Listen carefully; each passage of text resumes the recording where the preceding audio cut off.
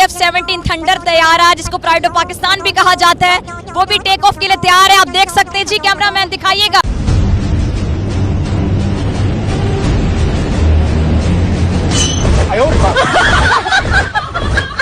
मेरे तो एल लग गए।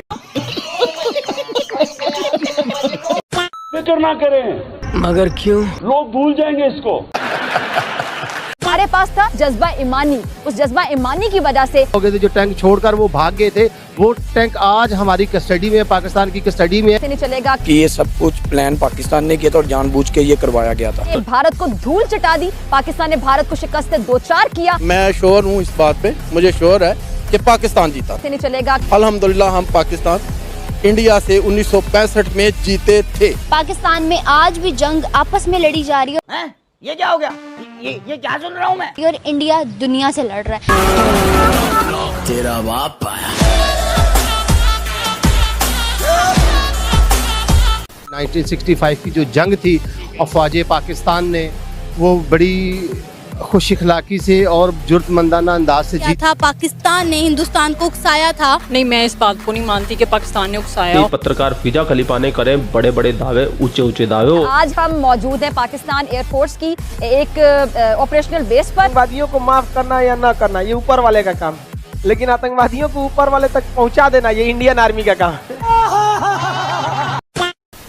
और आज हम आपको बहुत कुछ यहाँ से दिखाएंगे। उससे पहले ज़रा 1965 के हवाले से मैं बात करना चाहूँगी। 1965 में जो पाकिस्तान को बने हुए 18 साल हुए थे, यानी 2 डेकेड्स पूरी नहीं हुई थी, तो भारत जो कि पाकिस्तान के वजूद को हज़म नहीं कर पा रहा था, भारत की आंखों में खटकता था पाकिस्तान का वजूद, तो भारत ने पाकिस्तान पे हमला करने की कोशिश की, पाकिस्तान को मैली आंख से देखने की कोशिश की। और हमारा मुल्क जो कि अगर हम देखें फ़ौज के लिहाज से कि हमारे पास तादाद उतनी ज़्यादा नहीं थी जितनी भारत के पास थी। भारत ना सिर्फ रकबे में बड़ा मुल्क था, बल्कि भारत के पास फौजियों की तादाद ज़्यादा थी, भारत के पास इक्विपमेंट बहुत ज़्यादा था, भारत के पास पैसे थे, भारत के पास बजट था। लेकिन हमारी फौजियों की तादाद बेशक कम थी, हमारा बजट कम था, हमारा इक्विपमेंट उतना ज़्यादा नहीं था, लेकिन हमारे पास था जज्बा ईमानी। उस जज्बा ईमानी की वजह से पाकिस्तान ने भारत को धूल चटा दी, पाकिस्तान ने भारत को शिकस्त दो चार किया।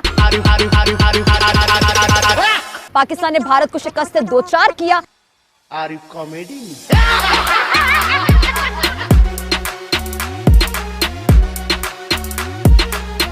पाकिस्तान ने 1965 में जिस तरह महारत का मुजाहरा किया, स्किल्स दिखाए हमारे पायलट्स ने, उस पर आज तक लोग हैरान हैं कि किसी मुल्क को बने हुए अगर 2 दहाइयाँ भी नहीं हुई और वहाँ पर इक्विपमेंट भी इतना ज़्यादा नहीं था, उनके पास पैसा भी इतना ज़्यादा नहीं था, बजट भी इतना ज़्यादा नहीं था, फ़ौजियों की तादाद भी इतना ज़्यादा नहीं थी, लेकिन ये स्किल्स कहाँ से आई, ये महारत कहाँ से, जज्बा कहाँ से आया? तो मुझे लगता है जज्बा कहाँ से आया, क्योंकि पाकिस्तान का वजूद अमल में आया था इस्लाम के नाम पर, और जो इस्लाम के नाम पे मुल्क बना है, वहाँ पे हमारे जो जितने भी एयरफोर्स के जितने भी हमारे पायलट्स हैं जिन्होंने 1965 की जंग में भारत को धूल चटाई, शिकस्त से दो चार किया, ये जो जज्बा ईमानी है, ये ईमान का जज्बा है और बतौर मुसलमान हमारा यकीन है। लेकिन वो कहते हैं हम लाहौर तक आ गए थे, 2 दफ़ा लाहौर तक आए। ये तो हमारी भी तारीख़ या हमारे जो उनसे बड़े हैं, जो हमारे मीडिया है, वो भी हमें यही बताता है कि वो 2 दफ़ा लाहौर में आके नाश्ता कर रहे थे।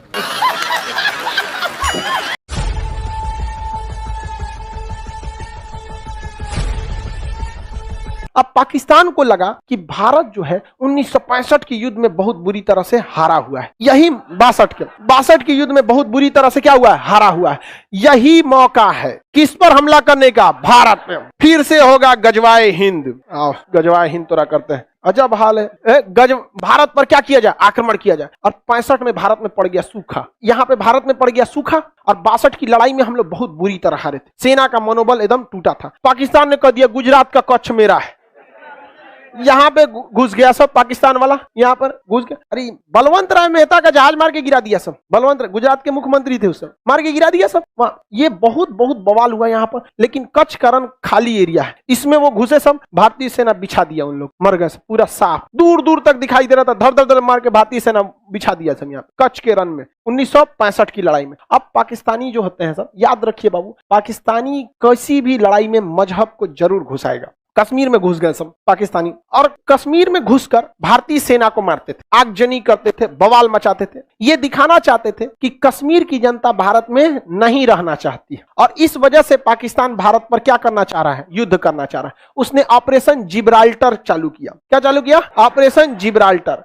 ऑपरेशन जिब्राल्टर के तहत उसने क्या किया कि कश्मीर को सोचा कि काट दे बाकी के हिस्से में, और बहुत ही बड़ी संख्या में सैनिक भारत में घुस गए। और हमारे सामने समस्या ये थी कि अभी 62 का युद्ध खत्म भी नहीं, मतलब अच्छे से खत्म नहीं हुआ। जवाहरलाल नेहरू का टेंशन से मौत हो गई। जवाहरलाल नेहरू के मृत्यु का कारण भारत पाक युद्ध था, भारत चीन युद्ध, सब जिम्मेदार यही थे। तो दूसरे कौन बोली सुनेगा? ढेर होशियार बनेंगे, गुट निरपेक्ष रहेंगे, एयरफोर्स का यूज ना करेंगे, 20 साल जरूरत है तो 20 साल बोलेंगे। समझ में आया कि नहीं आ गया? भाई जब उसने कश्मीर पर आपके रेडी नहीं हुआ, कश्मीर पर जब रेडी नहीं हुआ तो तिब्बत पे क्या रेडी हो गए? नहीं समझे? आपको भी कहना चाहिए कि हम उसमें अध्ययन करने के बाद हम देखेंगे यहाँ पर पाक यहाँ पर कश्मीर। लाल बहादुर शास्त्री उस समय भारत के क्या थे? प्रधानमंत्री। उन्होंने देखा कि तो बहुत दिक्कत की बात, पाकिस्तान के पास कई फायदे थे। उसके पास सेवर जेट थे, उस समय का सबसे खतरनाक विमान था, और उसमें हीट सीकिंग मिसाइल लगी थी, यहाँ विंडर मिसाइलें थी साइड में, मारता था कौन? भारत के पास कोई मिसाइल नहीं थी। भारतीय जहाज में बंदूक लगा था और उसके पास हीट सीकिंग विंडर मिसाइलें थी, मार देती थी जहाज की इंजन सूंघ के। अब हवा में तो कहीं गर्मी का सवाल पैदा नहीं होता है, अगर गर्मी है मतलब जहाज का इंजन है, और उसी को हीट सीकिंग मिसाइल थी, विंडर मिसाइलें मार देती थी। पाकिस्तान भारतीय जहाजों को मार के गिराने में सक्षम था। पाकिस्तान को अमेरिका ने पैटर्न टैंक दिया था, उस समय का सबसे खतरनाक टैंक। पूरी एशिया में कोई ऐसा हथियार ही नहीं था जो पैटर्न टैंक को मार के गिरा सकता। पाकिस्तान का मनोबल 7वें आसमान पर, और भारत के सामने सब समस्या। 62 में बहुत बुरी तरह हारे थे। भारत में नेतृत्व की कमी थी। लाल बहादुर शास्त्री आए थे चुनाव से, तो अचानक है ना, मृत्यु हो गई जवाहरलाल नेहरू की, ये आए, सूखा पड़ा हुआ था। पाकिस्तान में ऐसी कोई समस्या नहीं थी। पाकिस्तान ने देखा यही मौका है, पाकिस्तान ने यहाँ गुजरात पर हमला किया, कोई फायदा नहीं हुआ। कश्मीर में घुस के पूरा बवाल करा दिया कश्मीर में, और यहाँ ऑपरेशन जिब्राल्टर के तहत घुसा दिया। भारतीय सेना जब आई तो पाकिस्तान को वहां से मुंहतोड़ जवाब देना चालू किया, और यहाँ पर 21 दिन में जो ऑपरेशन जिब्राल्टर का जो हेड ऑफिस था 21 दिन में उड़ा दिया 21 दिन में उड़ा दिया यहाँ पे। वहां ऑपरेशन जिब्राल्टर की इनकी हवा निकल गई, पाकिस्तानी सैनिक भागने लगे थे यहाँ से। तो यहाँ हमारी थल सेना ने बहुत ही बहादुरी का परिचय दिया, लेकिन यहाँ पर उसकी एयरफोर्स भारी पड़ गई। एयरफोर्स के जहाज जो थे उसमें ना मिसाइलें लगी थी, और मिसाइल खुद ढूंढ के मार देती है। अब बंदूक में क्या है, मशीन गन लगा है, जहाज को टेढ़ा करना पड़ेगा, इसे करके मारना बहुत मुश्किल हो जाता है। और उसकी दुनिया की सबसे खतरनाक जहाज एस-4 नहीं था सर उस समय, तो अभी भी नहीं आया है, रेडी नहीं हुआ, अभी आ रहा है। क्या बात करते हो? उस समय टेक्नोलॉजी भी नहीं थी, एस-4 तो दुनिया में कहीं नहीं था। तो उसके बाद वेंडर मिसाइलें थी, मार देती थी, धाए से कोई जहाजे नहीं उड़ता था उसके आगे, डर के मारे। हमारे पास सबसे घटिया जहाज उस समय का नॉट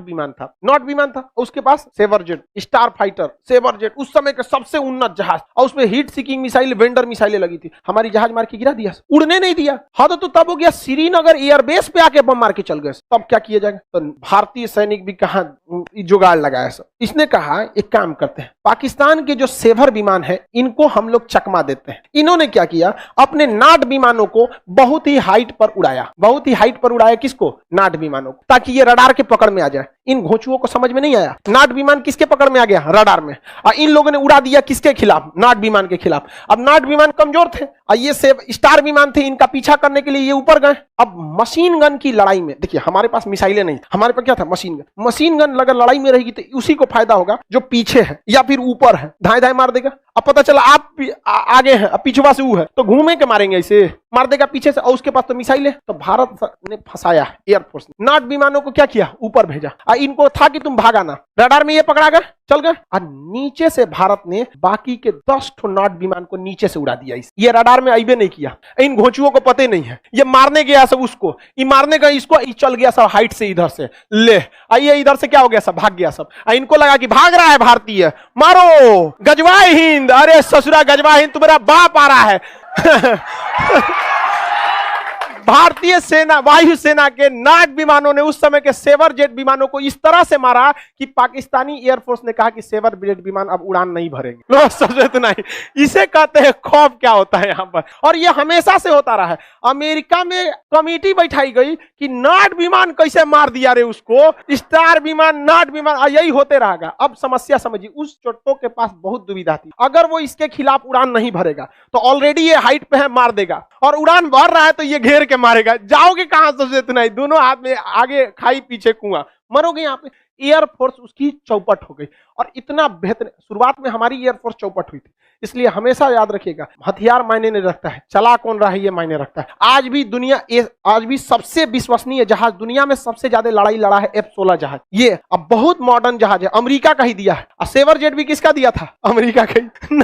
और स्टार विमान भी किसने दिया था? अमेरिका ने। Heat seeking missile America, vendor missile America धो दिया। यहाँ पर F-16 अभिनंदन लेके गए थे MiG-21, इसे उड़ता हुआ ताबूत कहते हैं, दुनिया का सबसे पुराना जहाज है, झड़ गया इसका पेंट ओंट भी, लेकिन इससे मार दिए किसको? F-16। अरे इसमें एक को इंजन है ना, इंजन में फेल हो गया था इनका। स्टाल पोजीशन कहते हैं, बहुत ज्यादा हाइट कर देते जहाज, स्टाल कंडीशन में चला जाए, इंजन फेल हो जाता है, इसलिए इनके ऊपर मिसाइल हिट कर गई। अदरवाइज मिसाइल हिट नहीं करती, डबल इंजन रहता तब। और दूसरा विमान भी है 1980 का। आपके पास 1980 का मोटरसाइकिल है, क्या हाल होगा? लेकिन हिम्मत देखिए उस आदमी का कि लेके उड़ गया। और किसको मारने के लिए? मारियो दिया उसको, वो तो दूसरका आके ना मार दिया यहाँ पर। और दूसरी बात, वो पाकिस्तान की टेरिटरी में थे। हिम्मत देखिए, उन सब के पास इतना उन्नत जहाज होने के बावजूद यहाँ नहीं आए, दौड़ा दिए वहां पर। अरे वो तो गलती हो गया ना, सुखोइया पीछे था, सुखोई 30 MKI थोड़ा सा पीछे था, नहीं तो उनका सोचा लाहौर में घुस के उनको तबाही मचा के आता। तो 65 के युद्ध में एयरफोर्स ने क्या कर दिया? धावा बोल दिया। और भारतीय सैनिक तो मनोबल आगे था ही। अरे भाई, एयरफोर्स के चक्कर में ना भारतीय सैनिक आगे नहीं बढ़ रहे थे। जब एयरफोर्स ने भारतीय सेना को कहा कि आप टेंशन मत लो, उनकी एक जहाज नहीं उड़ेगी, तो भारतीय सेना अगले दिन लाहौर पहुंच गई। लाहौर पहुंच गई थी, और लाहौर के स्कूल पर पाकिस्तान का झंडा हटा के और वहां तिरंगा झंडा लहरा दिया गया था। ये हकीकत है।